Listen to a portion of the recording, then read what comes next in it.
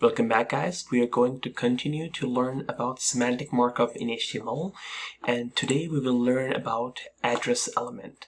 Let's get into it. So guys, when we have to add the contact of an author of the page or contact details of an organization, we use address element for that. Let's look at the quick example of that. Let's say I'm creating my website and I'm just writing my contact information, and all that information I can add that within the address element.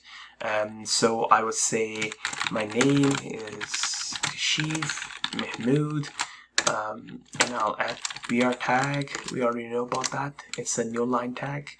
And I'll say my website is let's just put google.com, and we can have a mailing address,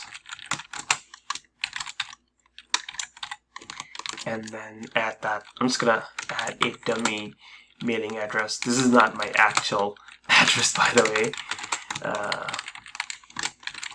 And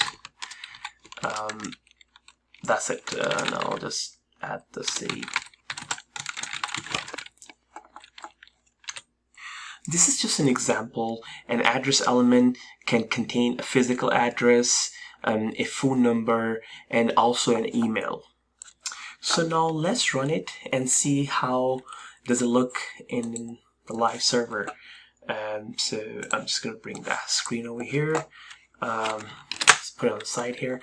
So as you can see, the browser will show the content of an address element in italics. I just wanted to quickly also mention here that to add physical address, we could also add something like hcard microformat to our markup. That is something we will learn in the coming videos once we are at an advanced level. So with that, guys, that is it for this video. We'll see you in the next video. See you.